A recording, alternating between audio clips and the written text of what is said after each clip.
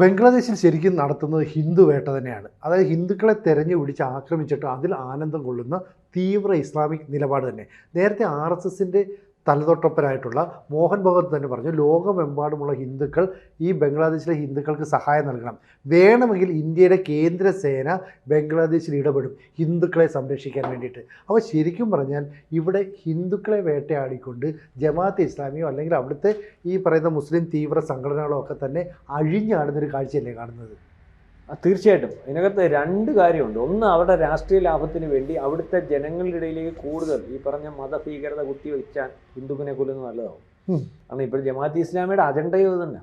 ജമാഅത്തെ ഇസ്ലാമിയുടെ അജണ്ട എന്ന് പറഞ്ഞാൽ അറിയാമല്ലോ, ഒരു ലോകം മൊത്തം മുസ്ലിം രാജ്യമാകണം, അതിനകത്ത് അതിൻ്റെ ജനാധിപത്യമൊന്നുമില്ല, ഈ ശരീഅത്ത് നിയമവും മറ്റു കാര്യങ്ങളും. ജമാഅത്തെ ഇസ്ലാമി അവിടെ നിയന്ത്രിക്കുന്നത്. പാകിസ്ഥാനിലെ ജമാഅത്തെ ഇസ്ലാമിയുടെ നിയന്ത്രണത്തിൽ ഹസീന ഇരുന്നപ്പോൾ ആ രാജ്യത്തെ കൊണ്ടെത്തിക്കാൻ സാധിക്കാതെ വരികയും അവരെല്ലാം പിടിച്ച് ജയിലിലിടുകയും ആ പാകിസ്ഥാൻ്റെയും അല്ലെങ്കിൽ IS-ൻ്റെയും ചൈനയുടെയും അമേരിക്കയുടെയും ഒക്കെ താല്പര്യം അനുസരിച്ച് ഹസീനയെ അവിടുന്ന് വിദ്യാർത്ഥി പ്രക്ഷോഭത്തിൻ്റെ പേരിൽ പുറത്താക്കിയല്ലോ. അതിനുശേഷം ജമാഅത്തെ ഇസ്ലാമിയുടെ കയ്യിലെ പൂർണ്ണമായിട്ടും ഈ പറയുന്ന ഇവൻ രാജ്യദ്രോഹിയാണെന്ന് പറഞ്ഞുകൊണ്ട് ഇവനെ വെടിവിട്ട് അല്ലെങ്കിൽ ഇവനെ അന്നേ അമേരിക്ക നോബൽ സമ്മാനമൊക്കെ കൊടുത്ത് അവിടെ ഉരുക്കി ഇരുത്തിയിരുന്നത്. ഇപ്പോഴാണ് കൊണ്ടുവന്നേ ഉള്ളൂ, മുതുമുത്തച്ഛനായപ്പോൾ കൊണ്ടുവന്നേ ഉള്ളൂ. എന്നാലും നേരത്തെ ഉരുക്കിയിരുന്നു ഡീപ് സ്റ്റേറ്റ്.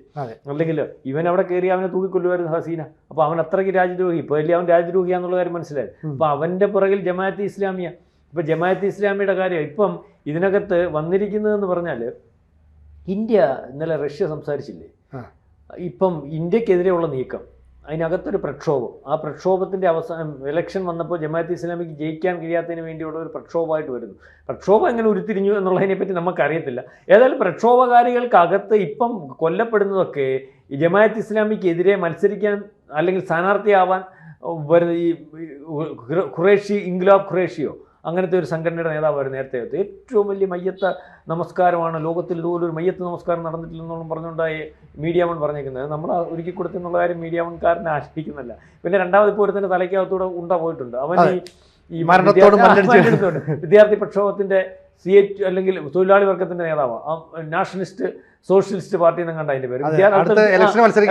അപ്പം മത്സരിക്കാൻ നിൽക്കുന്നവനല്ല മരിക്കുന്നത്, അജ്ഞാതനാണ്. പക്ഷേ ഇവന്മാരെല്ലാം ഈ മത്സരിക്കാൻ നിൽക്കുന്നെങ്കിലും ഇവൻ ഇന്ത്യക്കെതിരെ ഉള്ളവനാണ്. ഇപ്പൊ BNP എന്ന് പറയുന്ന പാർട്ടി ആണ് വരുന്നത്. തുലനം ചെയ്യുമ്പോൾ ഇത് രണ്ടും കൂടെ ഉള്ളെങ്കിൽ ജമാഅത്തെ ഇസ്ലാമിയുടെ മത്സരിച്ച് അവർ വരും. അവർ വന്നാലും നമുക്ക് കുഴപ്പമില്ല. അവർ വരുന്നതിന് മുമ്പേ പറഞ്ഞു, നമുക്ക് ഈ പാകിസ്ഥാനായിട്ടുള്ള ബന്ധം വേണ്ട, നമുക്ക് അല്ലെങ്കിൽ ഇത്തരത്തിൽ ഭീകരവാദം വേണ്ട, ഇത്തരം താല്പര്യം. അത് ആ താല്പര്യത്തിനനുസരിച്ചുള്ള ഒരു സംവിധാനം നമ്മൾ ആഗ്രഹിക്കുന്നുണ്ട്. അപ്പം ഈ പ്രക്ഷോഭം അവസാനം ഏറ്റെടുക്കാൻ കരുത്തുള്ള ഒരാൾ പറഞ്ഞാൽ ഏൽപ്പിച്ചാൽ ഏറ്റെടുക്കാൻ വേണ്ടി നിൽക്കുന്ന ഒരു ഭരണാധികാരി അല്ലെങ്കിൽ നേരത്തെ ആഗ്രഹിച്ചിരുന്ന ആളാണ് അവിടുത്തെ പട്ടാള മേധാവി. അപ്പോൾ വന്നു കഴിഞ്ഞാൽ അവിടുത്തെ ഹസീന മത്സരിക്കുന്ന അല്ലെങ്കിൽ അത്തരത്തിലുള്ള താല്പര്യത്തിലേക്ക് വരും. അപ്പം നമ്മൾ ഇതിനകത്ത് ഇപ്പോൾ കൊണ്ടുവന്ന റഷ്യ ഇന്നലെ പറഞ്ഞു, ഏറ്റവും അവസാനം ഹൈക്കമ്മീഷണർമാരെ പരസ്പരം അങ്ങോട്ടും ഇങ്ങോട്ടും അല്ലെങ്കിൽ തിരിച്ചു വിളിക്കുന്നത്. ഹൈക്കമ്മീഷനെ തിരിച്ചു വിളിക്കാൻ ബംഗ്ലാദേശ് തീരുമാനിക്കും. ബംഗ്ലാദേശ് ആ തീരുമാനം എന്ന് പറഞ്ഞാൽ അവിടുത്തുള്ള ആൾക്കാരോട് നമുക്ക് അല്ലെ ഇന്ത്യ വിരുദ്ധരോട് ഞങ്ങൾ ഇത്തരത്തിൽ തീരുമാനം എടുക്കുന്നു കാണിക്കാൻ വേണ്ടി, ബോധ്യപ്പെടുത്താൻ വേണ്ടി. അത് ലാഭം ഉണ്ടാക്കുമെങ്കിലും ഇത് ചിലപ്പോൾ നാളെ കാലത്ത് പാകിസ്ഥാനകത്ത് സംഭവിച്ചിട്ടുണ്ട്. ഇപ്പോൾ സംഭവിക്കാൻ പോകുന്നത് ബംഗ്ലാദേശും ഇന്ത്യയും കൂടെ. ഇന്ത്യ അത്തരത്തിലേക്ക് പോയില്ല. നമ്മൾ ഹൈക്കമ്മീഷനെ വിളിച്ച് വരുത്തിയിട്ട് തോന്നിവാസം നിർത്തിക്കണമെന്ന് പറഞ്ഞിട്ടുള്ളതേ ഉള്ളൂ. ഇന്നലെ അതിൻ്റെ പ്രക്ഷോഭവും അല്ലെങ്കിൽ ത്രിപുരയിലും അല്ലെങ്കിൽ ഇവിടുത്തെ ബംഗ്ലാദേശികളെ പുറത്താക്കാൻ ഇവിടുത്തെ ജനം വിചാരിച്ചാൽ നടക്കും, അല്ലെങ്കിൽ ജനം തെരുവിലിറങ്ങി എന്നുള്ള രീതിയിലേക്കുള്ള പ്രക്ഷോഭം വന്നിട്ടുണ്ട്. ബംഗ്ലാദേശിലെ ഹിന്ദുവിന് വേണ്ടി സംഘടിക്കണമെന്ന് പറഞ്ഞപ്പോൾ അവിടെ വലിയ രീതിയിൽ ഇപ്പോൾ ഹിന്ദു ഇറങ്ങിയിട്ടുണ്ട്. ഐക്യരാഷ്ട്രസഭയിൽ പരാതി വന്നിട്ടുണ്ട്. അപ്പം ആ രീതിയിലേക്ക് കാര്യങ്ങൾ പോകുമ്പോൾ നമ്മളീ പറയുന്നത് ഈ ഇന്ത്യ ചിലപ്പം ഒരു ക്ലാഷിന് വേണ്ടി തയ്യാറായാൽ കാത്തിരിക്കുന്നോ എന്ന് നമുക്ക് സംശയിക്കേണ്ടിയിരിക്കും. കാത്തിരുന്നാൽ ഒരു ഗുണമെന്ന് പറഞ്ഞാൽ സിലിഗുരി കോറിഡോർ നമുക്കെന്നും പ്രശ്നമാണ്. അവന്മാർ ഇപ്പം നിൽക്കുന്നവന്മാരും ഈ ചത്തവന്മാരും തലയിൽ കൂടെ ഉണ്ട കയറിയവനും ഒക്കെ പറയുന്നത് ഈ 7 സിസ്റ്റേഴ്സിൻ്റെ കാര്യവും ആ ബംഗാൾ ഉൾക്കടലിൻ്റെ നിയന്ത്രണം നമ്മുടെ കയ്യിലാക്കാം, അങ്ങനെ നമ്മുടെ രാജ്യം അങ്ങ് വികസിപ്പിക്കാം, അല്ലെങ്കിൽ ഈ സിലിഗുരി കോറിഡോറിന് യുവമാർക്ക് പറ്റത്തില്ലെങ്കിൽ നമുക്ക് ത്രട്ടുണ്ടാക്കാൻ വേണ്ടി അവിടെ കൊണ്ടുവന്ന് ചൈനയ്ക്ക് താവളം ഉണ്ടാക്കാം, പാകിസ്ഥാന് താവളം ഉണ്ടാക്കാം. പാകിസ്ഥാനിൽ നിന്ന് ഇതിന് ശേഷം യൂനസിൻ്റെ കെയർ ഓഫ് മന്ത്രി വന്നതിന് ശേഷം ഈ ഭീകരവാദികളെല്ലാം കൂടെ അതിർത്തിയിൽ കൊണ്ടുവന്ന് ഇവിടെ തന്നെ ഒരുക്കിയിരിക്കുന്നത്, ബങ്കറും അല്ലെങ്കിൽ നമ്മുടെ മദ്രസകളും ഒക്കെ അവിടെ ഭീകരവാദ ട്രെയിനിങ്. അപ്പോൾ ഇന്ത്യക്കെതിരെ ഇങ്ങനെ ഏതൊരു അവസരത്തിൽ ഉമ്മാൻ ഉദ്ദേശം അതാ, ഇന്ത്യ ആയതുകൊണ്ടാണ് ഏതെങ്കിലും ഒരു അവസരത്തിൽ കിട്ടിയാൽ. കാരണം സിന്ധുവിൻ്റെ സമയത്ത് ഇത് യൂനസ് ആലോചിച്ച യൂനസിൻ്റെ കെയർ ഓഫിലുള്ള ഈ പട്ടാള മേധാവി, അപ്പം ഇപ്പോഴത്തെ പട്ടാള മേധാവി ഉസ്മാനാ പറഞ്ഞ് വേണ്ട കളിക്കണ്ട, അങ്ങനെ നിർത്തി. അത് കഴിഞ്ഞിട്ട് നമ്മളവിടെ സൈനിക അല്ലെങ്കിൽ ഈ ഇതൊക്കെ പട്ടാളക്കാരുടെ അപ്പം സൈനിക അഭ്യാസമൊക്കെ നടത്തിയത്. അപ്പം അവിടെ പിടിക്കാനുള്ളൊരു സാധ്യത. കാരണം യുദ്ധം വന്നു കഴിഞ്ഞാൽ പിന്നെ അതാണല്ലോ, യുദ്ധത്തിനകത്ത് യുദ്ധം ചെയ്ത് കഴിയുമ്പം തിരിച്ച് അല്ലെങ്കിൽ നിർത്താൻ പറയുമല്ലോ. എന്തായാലും ഒരു BSFകാരൻ്റെ അത്രയും എണ്ണം പോലും ഇല്ല പട്ടാളം. നമ്മുടെ BSFകാരൻ അടിച്ചാൽ തീരുന്നേ ഉള്ളൂ ബംഗ്ലാദേശ്, അതൊക്കെ അറിയാം. അപ്പോൾ ആര് കൂടെ നിന്നാൽ അല്ലെങ്കിൽ കൂടെ നിൽക്കുന്നതിനൊക്കെ ഒരു വലിപ്പമുണ്ട്, അല്ലെങ്കിൽ ചേർന്ന് നിന്ന് കഴിഞ്ഞാൽ പിന്നെ അറിയാമല്ലോ. അപ്പോൾ ആരും ഇങ്ങനെ അടിയണമെന്നൊക്കെ പറയത്തുള്ളൂ. നമ്മളെ എക്കണോമിക്കൽ ഗ്രോത്തിനെ തടയിടാൻ വേണ്ടി ഒരു യുദ്ധം അങ്ങനെ അല്ലാതെ അടി നടക്കത്തില്ല. അപ്പം ആ ഒരു ഏരിയ പിടിച്ചെടുക്കാനുള്ള സാധ്യതയുണ്ട്. അവിടുത്തെ ആൾക്കാർ കുറേ കാലങ്ങളായിട്ട് ഇന്ത്യയോട് കൂടെ പോകണം എന്ന് പറയുന്നുണ്ട്. അപ്പോൾ ആ രീതിയിലേക്ക് ഒന്ന് വന്നാൽ അവിടെ ഹിന്ദുക്കളാണ് ഭൂരിപക്ഷവും. വന്നു കഴിഞ്ഞാൽ നമുക്ക് നേട്ടം, നമുക്ക് ഇനി റിസ്ക് പോകും. അപ്പോൾ ആ ഒരു സാധ്യതയിലേക്ക് കാര്യങ്ങൾ പോകുന്നുണ്ടോ, അല്ലെങ്കിൽ അതിനാണോ റഷ്യ ഇത്തരത്തിൽ സംസാരിച്ചത്, അല്ലെങ്കിൽ ഈ പ്രഷർ അങ്ങനെ അങ്ങോട്ട് നിന്ന് പോയിട്ട് ഒരു ചെറിയ അടി ആ രീതിയിലേക്ക് പോകുമോ എന്നോ, അല്ലെങ്കിൽ ആ രീതിയിലേക്ക് ഇന്ത്യ ആഗ്രഹിക്കുന്നോ, ഇന്ത്യ കാര്യങ്ങൾ ഓപ്പറേറ്റ് ചെയ്യുന്നോ, അല്ലെങ്കിൽ നമുക്കറിയാമല്ലോ നമ്മുടെ ഈ അജിത് ഡോവലിൻ്റെ ഒക്കെ മനസ്സിൽ.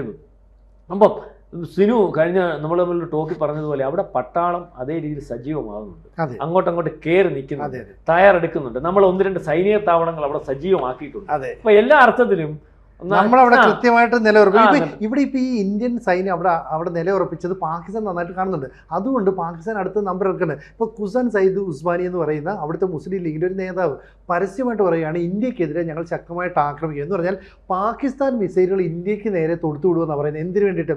ബംഗ്ലാദേശിന്റെ പരമാധികാരത്തിൽ ഇടപെട്ടാൽ. നമ്മൾ ബംഗ്ലാദേശിന്റെ പരമാധികാരത്തിൽ ഇടപെട്ടിട്ടില്ല. അവിടെ ഷേഖ് ഹസീന നമ്മുടെ രാജ്യത്തേക്ക് അഭയം ചോദിച്ചപ്പോൾ നമ്മൾ അവരെ കൊണ്ടുവന്നു, അത് ശരിയാണ്. അല്ലാതെ വാഖർ ഉസ്മാന്റെ കാര്യത്തിൽ നമ്മൾ ഇടപെടുന്നില്ല, അയാൾ നമ്മുടെ കാര്യത്തിൽ അനാവശ്യമായിട്ട് ഇടപെടുന്നില്ല. ഈ പറയുന്ന മുഹമ്മദ് യൂനിസ് ചില നിലപാടുകൾ എടുക്കുന്നു, ജമാഅത്ത് ഇസ്ലാമി എടുക്കുന്നു, നമ്മളൊന്നും ചെയ്യുന്നില്ല. പക്ഷേ ഈ പറയുന്നത് പോലെ നമ്മൾ യുദ്ധസമാനമായ സാഹചര്യം ഉണ്ടായാൽ നേരിടാൻ വേണ്ടിയിട്ടുള്ള എല്ലാ ഒരുക്കങ്ങളും ഉണ്ട്. ഈ സിലിഗുരി കോറിഡോർ എന്ന് പറയുന്നത് പ്രധാനമായിട്ടും ഇന്ത്യയുടെ ചരക്ക് നീക്കത്തെ ബാധിക്കുന്ന ഒരു മേഖലയാണ്. അപ്പോൾ ഇവരുടെ ലക്ഷ്യം എന്ന് പറയുന്നത് ഇവിടെ പ്രശ്നം ഉണ്ടാക്കാം. ഈ നേരത്തെ അറസ്റ്റായ ചില ഭീകരവാദികൾ ഉണ്ടാക്കി, നിങ്ങൾ ഇവിടെ പ്രശ്നം ഉണ്ടാക്കണം, ഇതുവഴി വരുന്ന വാഹനങ്ങളൊക്കെ തടയണം, എന്നിട്ട് നിങ്ങൾക്ക് ഈ സ്ഥലം വേറെ ആയിട്ട് മാറണം എന്നൊക്കെ പറയുന്നത് വലിയ പച്ചക്കറി. ഇത് പണ്ടുണ്ടാക്കിയൊരു മുദ്രാവാക്യം. അതിനുശേഷം വീണ്ടും ഇത്തരത്തിലൊരു നീക്കം നടത്തും.